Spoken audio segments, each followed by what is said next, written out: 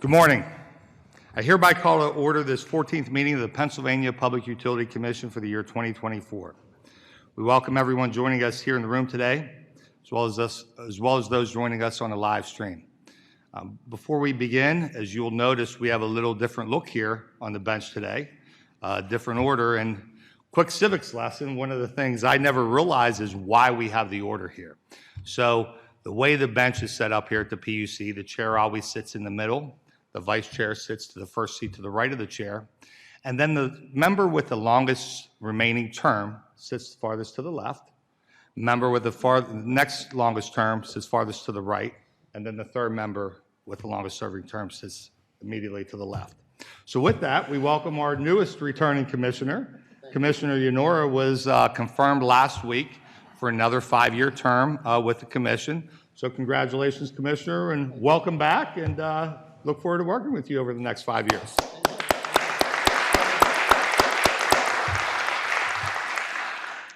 Please stand for the Pledge of Allegiance.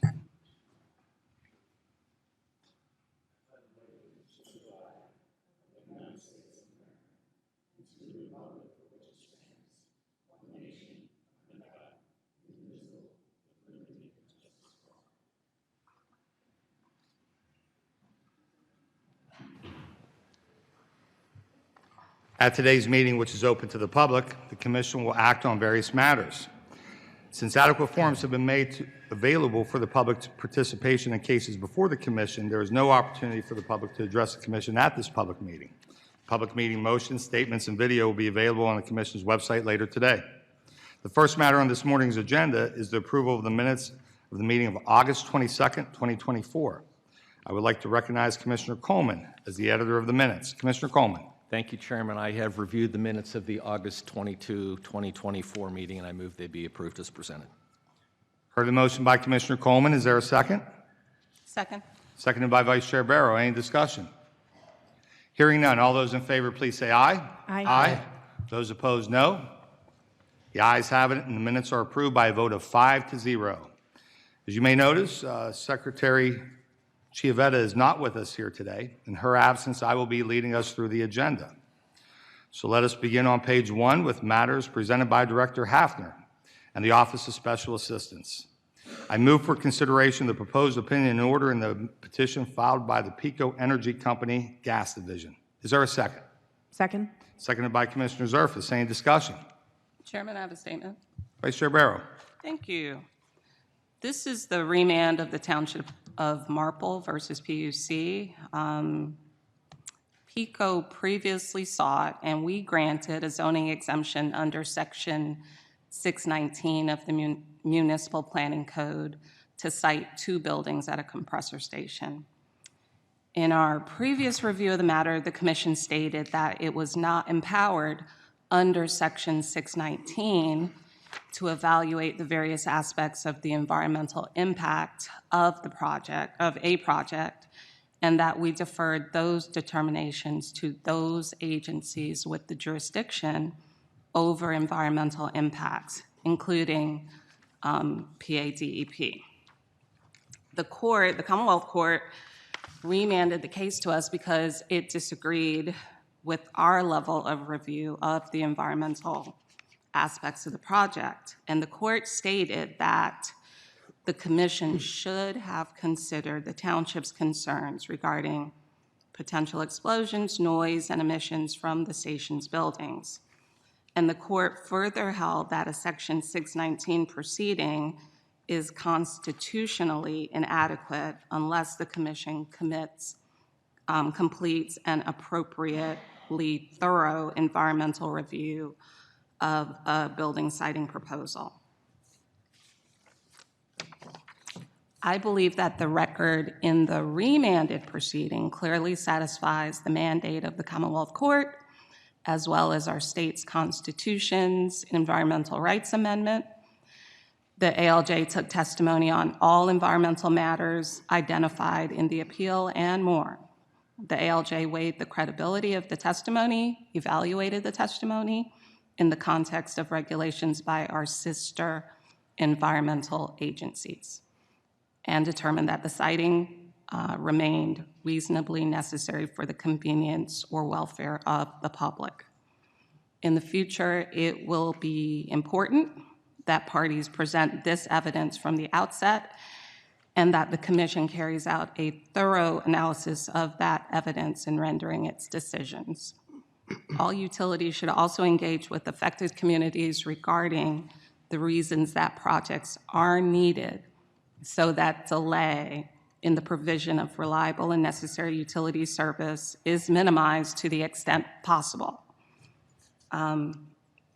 With that kind of proactive approach, we will be able to address the environmental concerns of the community and let them be fully heard and make sure that we, the Commission, carries out our duties under the Pennsylvania Constitution. Thank you. Thank you, Vice Chair Barrow. Any further discussion? Hearing none, all those in favor, please say aye. Aye. Those opposed, no. The ayes have it by a vote of 5-0. Returning to our agenda on page 2, I move for consideration of the proposed opinion and order in the application filed by PennDOT and petition for reconsideration filed by Norfolk Southern Railway Company. Is there a second? Second? Seconded by Commissioner Coleman. Any discussion? Chairman, I have a motion. Vice Chair Barrow. Thank you. On March 24, 2022, PennDOT filed an application to alter a public highway bridge crossing over Norfolk Southern's tracks in Shippensburg. We approved the $6 million project that would be paid 100% through state funding with the agreement that the project would be completed by December of 2026. Norfolk Southern has filed a petition for reconsideration from staff action. They're objecting to ordering paragraph number 10, which directs Norfolk Southern to provide flagging and watchmen and to furnish construction engineering and inspection service at the sole cost and expense of PennDOT. In support of its petition, Norfolk Southern averred that it has a system-wide procedure requiring sponsors of non-Norfolk Southern projects to provide their own flagging, which includes choosing a vendor from a Norfolk Southern approved list. PennDOT and I&E filed answers objecting to that request. Norfolk Southern has moved for the proceeding to be sent back to the Office of Administrative Law Judge, and I believe that the amendments requested by Norfolk Southern raise factual issues that must be resolved prior to determining how Norfolk Southern must proceed. Specifically, Norfolk Southern's proposed amendment to the language of the May 2024 SEC letter would alter the parties' responsibilities and oversight over a critical safety aspect of the project, which is flagging and watchmen. So I believe that it's appropriate to refer the matter to OALJ to resolve this issue, to do some fact-finding. Therefore, I move that the petition for reconsideration from staff action filed by Norfolk Southern on June 17, 2024 is granted in part, consistent with this motion. 2, that the motion to assign the proceeding to the Office of Administrative Law Judge for disposition is granted, consistent with this motion. 3, that the application of the Pennsylvania Department of Transportation is hereby referred to the Office of Administrative Law Judge for assignment to a presiding officer which shall conduct such proceedings as necessary. The scope of this referral shall expressly include whatever is deemed necessary to resolve the issues surrounding the assignment of responsibility in providing flagging and watchmen. And 4, the Office of Special Assistant shall prepare an opinion in order consistent with this motion. Thank you, Chairman. Thank you, Vice Chair Barrow. We've heard the motion by the Vice Chair Barrow. Is there a second? Second. Seconded by Commissioner Zerfus. Any discussion? Chairman, I do have some verbal comments, please. Commissioner Coleman. Thank you. I'm going to be voting no on the Vice Chairman's motion this morning, that I believe that the proposed recommendation from our Office of Special Assistants properly is directing this case to the Administrative Law Judge, and I don't believe that the motion is necessary this morning. Thank you. Thank you, Commissioner Coleman. Any further discussion? Hearing none, all those in favor, please say aye. Aye. Aye. Those opposed, no. No. No. The ayes have it by a vote of 3 to 2, noting the dissents of Commissioners Coleman and Yenora. On final passage, is there any objection to taking the previous roll call? Hearing none, matter passes as amended by the motion matter passes as amended by the motion by a vote of 3 to 2, noting the dissents of Commissioners Coleman and Yenora. Returning to our agenda, continuing at the bottom of page 2, I move for consideration in an omnibus motion the formal complaint of Philip Alexander Carlton versus the PECO Energy Company, and continuing the omnibus to include both items on page 3 and the single item on page 4, ending the omnibus motion on page 4 with the application filed by Tawas Medical Transportation and Logistics, LLC. Is there a second? Second. Seconded by Vice Chair Barrow. Any discussion? Hearing none. All those in favor, please say aye. Aye. Those opposed, no. The ayes have it, and the matter is passed by a vote of 5 to 0. Turning to page 5, and matters presented by Director Diskin and the Bureau of Technical Utility Services. I move for consideration of the proposed opinion and order regarding the long-term infrastructure improvement plan of the Metropolitan Edison Company et al. Is there a second? Second. Seconded by Commissioner Yenora. Any discussion? Mr. Chairman, I have a statement. Mr. Zerfus. Mr. Chairman, I have a statement. Please add it to the record as if I read it in its entirety. But before us today is the periodic review of the Metropolitan Edison Company, Pennsylvania Electric Company, Pennsylvania Power Company, and West Penn Power Company. I'll collectively call them First Energy. It's their long-term infrastructure improvement plan. The Commission performs periodic reviews of all LTIPs to ensure the public utilities adhere to their LTIPs and to determine if any changes to the plans are necessary in order to maintain and/or improve the efficiency, safety, adequacy, and reliability of a public utility's existing distribution infrastructure. Although I do not have concerns with the review of First Energy's LTIPs, I did make a note that some of our electric distribution companies, or EDCs, are looking for ways to meet reliability benchmarks, particularly the Customer Average Interruption Duration Index, CAIDI, which measures the average power restoration time for every customer who lost power during the year. I would like to emphasize that we are most successful when utilizing multiple tools in our toolkits, including utilizing our local union workforce. Utilizing homegrown, community-based, and highly trained workers may help public utilities in achieving improvements in power restoration timeframes and in cost efficiencies. Utility infrastructure varies significantly across all regions in the country, so therefore a tailored approach to maintenance and repairs is necessary. Whether it's through an in-house expertise associated with a collective bargaining agreement or by otherwise hiring union labor if and when work is done under contract, employing local union workers who possess intimate knowledge of the community, its geography and infrastructure, and who are equipped with the requisite skills and tools can ensure more effective and efficient use of resources. Using their expertise from proven world-class training programs, our local union workers bring invaluable experience and understanding of the local infrastructure nuances, enabling them to perform repairs and upgrades with precision and speed, and using the highest safety standards. This localized approach not only streamlines and aids in the delivery of safe and reliable service to customers, it also supports the local economy.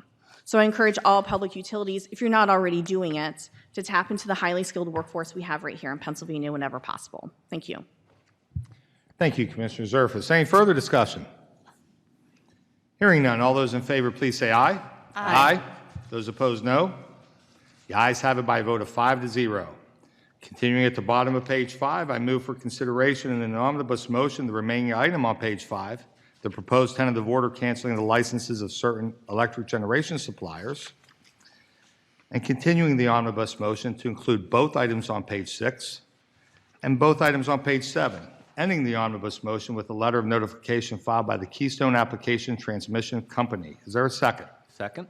Seconded by Commissioner Coleman. Any discussion? Hearing none, all those in favor, please say aye.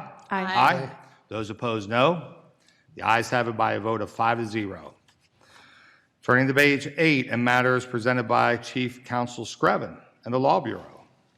I move for consideration of the proposed order adopting regulations of the Federal Communications Commission regarding pole attachments. Is there a second? Second. Seconded by Vice Chair Barrow. Any discussion? I do have a motion in this matter. I would ask Vice Chair Barrow to chair the meeting. Thanks, Chair. I recognize you for purposes of your motion. Thank you. I ask that my motion be entered into the record as though I read it in its entirety.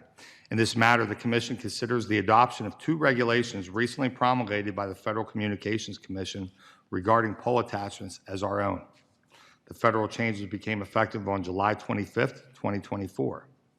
The Commission published in the Pennsylvania Bulletin a request for comments from interested stakeholders regarding whether the federal changes should become effective in Pennsylvania, consistent with Section 77.4 of our regulations. 6 comments were received in response to the publication. The first regulation, Section 1.1411C4, requires public utility pole owners to share information regarding their most recent inspections with entities seeking to attach to those poles upon request. I believe this requirement is in the public interest as it provides transparency to interested attachers that can lead to efficiencies and help avoid wasteful expenditures. The second regulation, Section 1.1415, establishes a Rapid Broadband Assessment Team, or RBAT, to provide a forum for expedited resolution of disputes between pole owners and attachers to slow down broadband deployment. Such expedited treatment would be done through the FCC's accelerated docket. Under the FCC's accelerated docket, proceedings must be concluded within 60 days and are therefore subject to shorter pleading deadlines and other modifications to the procedural rules that govern formal complaint proceedings. A request to be included on the accelerated docket must be made prior to filing the complaint, and the FCC staff has discretion to determine whether a complaint is suitable for the accelerated docket. In appropriate cases, Commission staff has the discretion to decide whether a complaint or a portion of a complaint is suitable for inclusion in the accelerated docket. A mini-trial or trial-type hearing shall take place between 40 and 45 days after the filing of the complaint, unless the parties agree to decide the matter on the written record. Any party to a proceeding that seeks modification of the recommended decision shall do so by filing comments within 15 days of its release, with the opposing party having an opportunity to file reply comments 10 days thereafter. The FCC then acts on any disputed recommended decision within 30 days of the filing of reply comments. I believe that the Commission can incorporate this accelerated docket into our processes and procedures to support the necessary deployment of broadband across the Commonwealth. Currently, the Commission has a dispute resolution process in its existing pole attachment regulations that provides 180 days for the Commission to take final action on a formal complaint involving a pole attachment dispute, with the possibility of an additional 90 days added, for a total of 270 days for good cause shown. However, I believe that an accelerated procedural timeframe better accommodates the Commonwealth's current and future broadband deployment needs, especially given the federal money now available through the Infrastructure Investment and Jobs Act. I also note that adopting or utilizing this accelerated schedule is consistent with other recent Commission initiatives to streamline our processes and procedures. Broadband services throughout Pennsylvania and across the country are fundamentally important in providing access to medical care, retail services, education, and much, much more. Therefore, I believe that the Commission should adopt the FCC's regulations that could significantly reduce the amount of time it takes this Commission to address formal complaints involving pole attachments. Furthermore, I believe we can meet this shorter time frame with our existing personnel and infrastructure.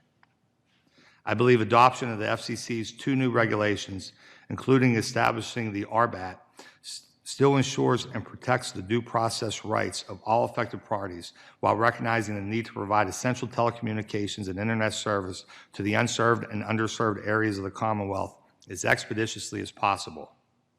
As such, I submit that Commission adoption of the FCC's 2 new regulations is in the public interest. Furthermore, in light of the comments received from interested stakeholders, that more time is needed to examine how the RBAT regulations fit within the Commission's existing framework, including how to address conflicts among parties regarding the application of accelerated litigation schedules. The Commission's Law Bureau will be directed to prepare an implementation order to be submitted to the Commission for consideration within 45 days of the entry of the opinion and order prepared in response to this motion. Finally, noting my support to adopt these new procedural rules for complaints involving pole attachments, I encourage parties to consider using the services of the Commission's mediation unit to resolve any applicable disputes. Therefore, I move that 1. The FCC amendment codified at 47 CFR 1.1411C4, requiring utility companies to provide inspection reports to attachers upon request, is hereby adopted and shall become effective in Pennsylvania on October 9th, 2024. 2. The FCC amendment at 47 CFR section 1.1415, requiring the development of a rapid broadband assessment team to facilitate expedited dispute resolution procedures for disputes between pole owners and attachers, is hereby adopted and shall become effective in Pennsylvania pending the issuance of the implementation order. 3. The Law Bureau prepare an opinion and order consistent with this motion. 4. A copy of the order shall be served upon the members of the Commission's Pole Attachment Working Group, as well as posted on the Commission's website at its Pole Attachments page. 5. The Law Bureau prepare an implementation order to be submitted to the Commission for consideration within 45 days of the entry of the opinion and order prepared in response to this motion. And 6. This order shall be published in the Pennsylvania Bulletin. Thank you, Vice Chair. We've heard the chairman's motion. Is there a second on the motion? Second. Second by Commissioner Zerfus. Any discussion on the motion? Hearing none. All those in favor say aye. Aye. Aye. I'll be recorded no on this one. On final adoption, is there any objection to using the previous roll call? Hearing none, the recommendation is adopted as amended by the chairman's motion by a vote of 4-1. Thank you, Chairman. Thank you, Vice Chair Barrow. Turning to page 9, and matters presented by Chief A.L.J. Rainey and the Office of Administrative Law Judge. I move for consideration of the recommended decision of A.L.J. Dunderdale, the application of the Pennsylvania American Water Company et al. To purchase and begin water and wastewater services in portions of Farmington Township, Clarion County, Pennsylvania. Is there a second? Second. Seconded by Vice Chair Barrow. Any discussion? Mr. Chairman, I have a statement. Mr. Zerfus. Mr. Chairman, I have a statement. Please add it to the record as if I read it in its entirety. I will not. I will just quickly summarize. But the long and short of it is that I wanted to give kudos to both the Office of Small Business Advocate and to PA American Water for coming to an agreement in this unanimous settlement where they're going to be initiating a pilot program to include payment arrangements for commercial customers of the newly acquired Township of Farmington for water and wastewater services. I think it's really great, and it shows leadership on behalf of the OSBA and PA American to find an agreement on programs that help our small businesses. They're the backbone of our economy, and when they succeed, we succeed. So I just hope to see more programs available that help our small businesses, whether it's through payment arrangements or some other means. So thank you very much. Thank you, Commissioner Zerfus. Any further discussion? Hearing none, all those in favor say aye.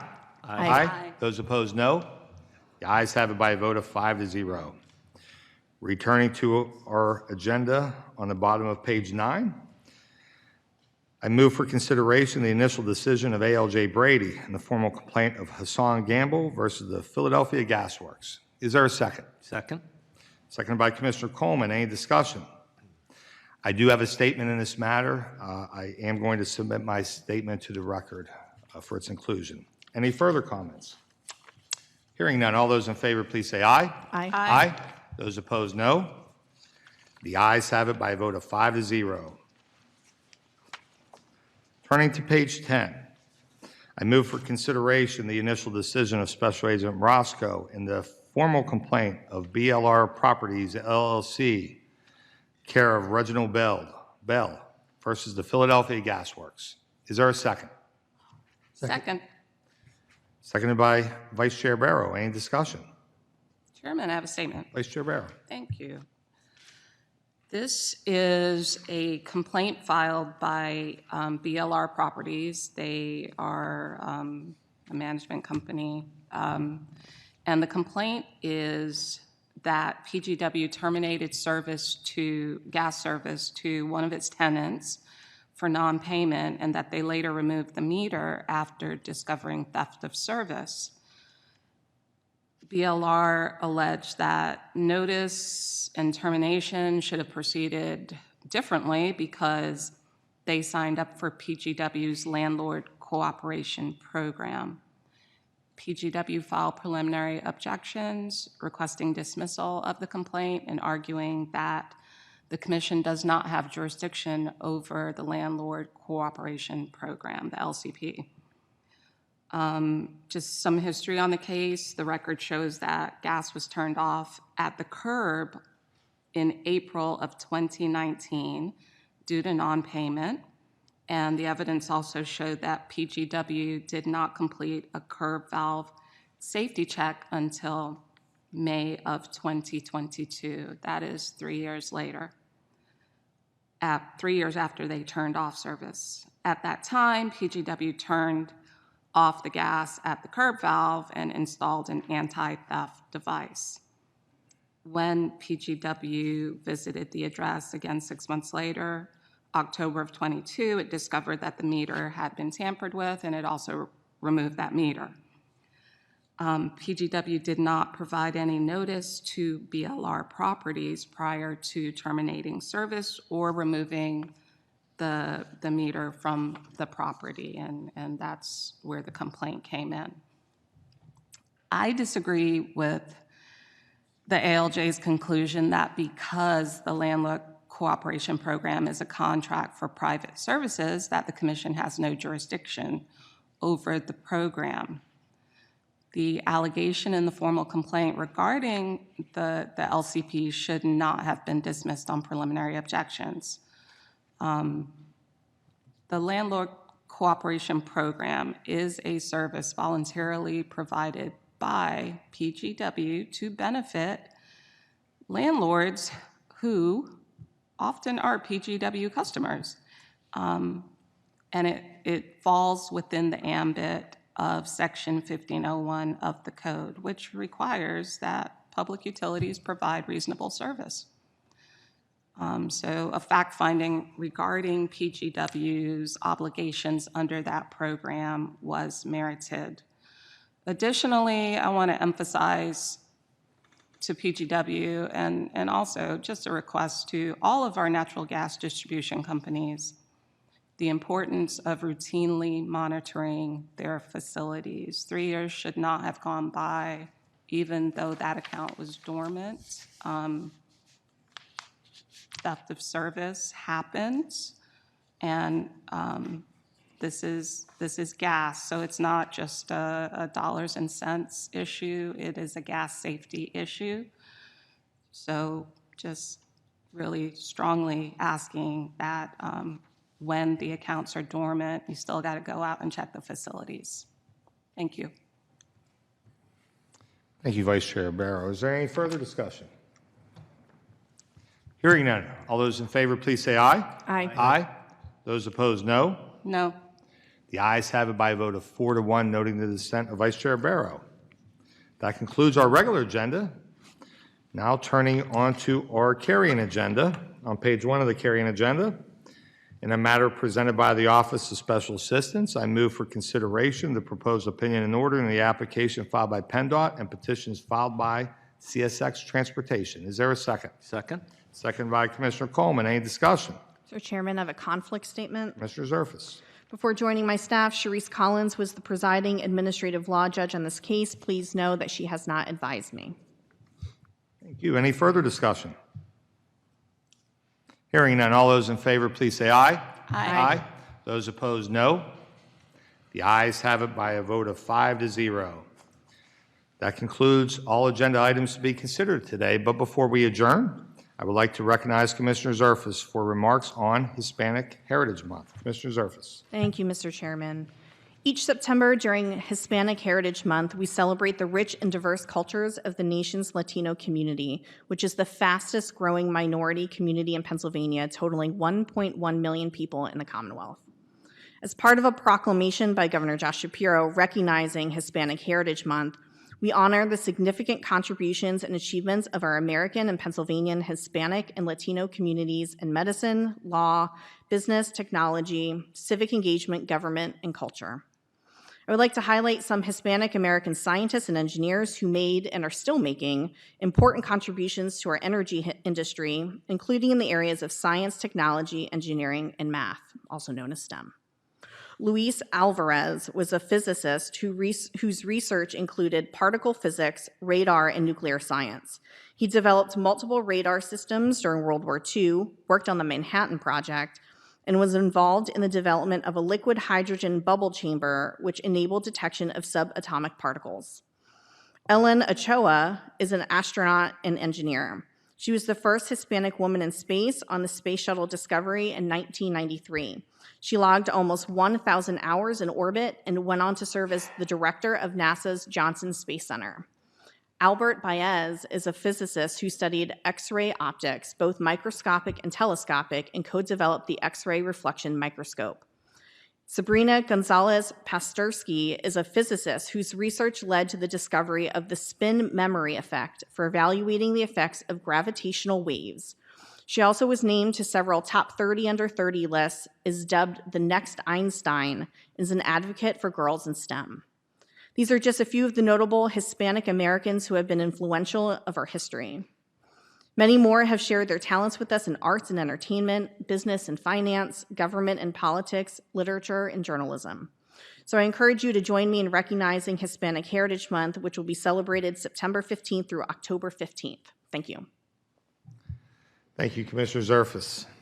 It's now my pleasure to introduce a few new faces here at the Commission. They've joined us as part of our PUC internship program.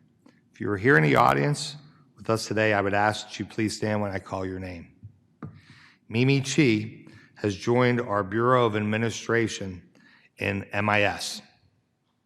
Colton Mitchell is assisting the Law Bureau. And Maroney Shelton joins the Bureau of Investigation and Enforcement. We welcome you to the PUC and hope you find your time here worthwhile. And thank you again to Commissioner Zerfus for spearheading our successful internship program. If there's no other business to come before us, is there any objection to adjourning today's meeting? Hearing none, we are adjourned.